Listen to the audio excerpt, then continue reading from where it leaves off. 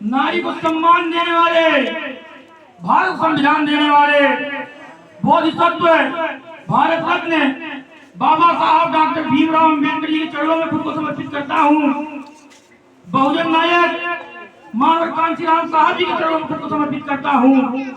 यहाँ पे आई हुई सभी सम्मानित जनता का हार्दिक स्वागत वंदन अभिनंदन करता हूँ।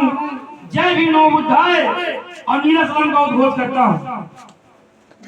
हम आप लोगों को ये बताना चाहेंगे कि हमारी पार्टी का सत्ता में आना क्यों जरूरी है और हमारी पार्टी का सपोर्ट करना क्यों जरूरी है और हमारी पार्टी का साथ देना क्यों जरूरी है। सबसे पहले मैं आपको बता देना चाहता हूं, मैं बोलूंगा इस कदर मेरा हर एक लफ्ज सराहना होगा। कोई माने या ना माने, ये इस महफिल में बैठा हर एक शख्स मेरे हर एक लफ्ज का दीवाना होगा। और अगर जीना चाहते हो मान सम्मान की जिंदगी, अगर जीना चाहते हो मान सम्मान की जिंदगी, तो चंद्रशेखर आजाद को दिल्ली की कुर्सी पर बैठाना होगा, दिल्ली की कुर्सी पर बैठाना होगा। हम बताना चाहते हैं आपको, बाबा साहब डॉक्टर बी आर अम्बेडकर ने 3 मंत्र दिया था, शिक्षित बनो, संगठित बनो, संघर्ष करो। सबसे मेन चीज बहुजन समाज में सबसे मेन चीज क्या है? शिक्षा। शिक्षा एक ऐसी चीज है, जब आप पढ़ेंगे लिखेंगे शिक्षा ग्रहण करेंगे तो संघर्ष कैसे किया जाता है ये शिक्षा के बाद ही उसकी सीख मिलती है।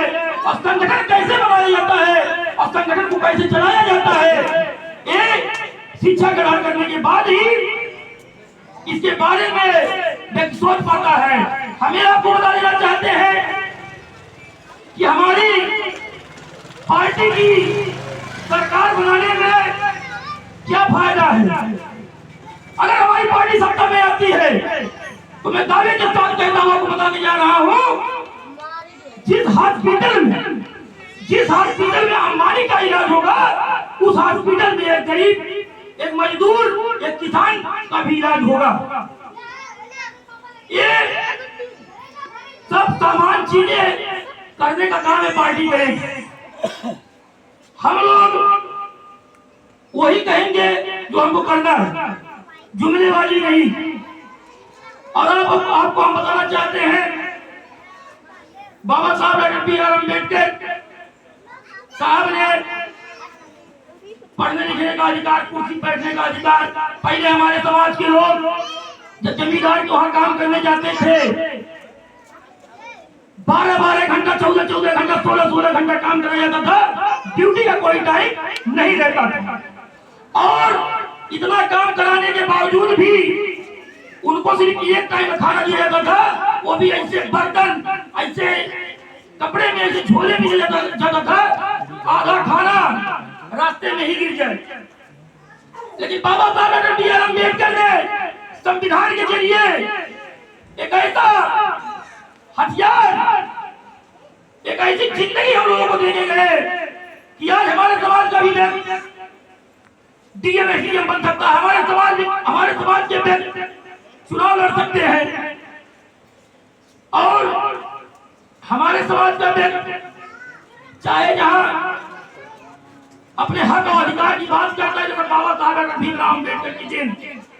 और मैं आपको बता देना चाहता हूं, इस पूरे विश्व में सबसे ज्यादा मूर्तियां अगर किसी की रही तो गौतम बुद्ध, और सबसे ज्यादा मूर्तियां अगर किसी की तोड़ी गई तो doctor Saheb Ambedkar, B are Ambedkar.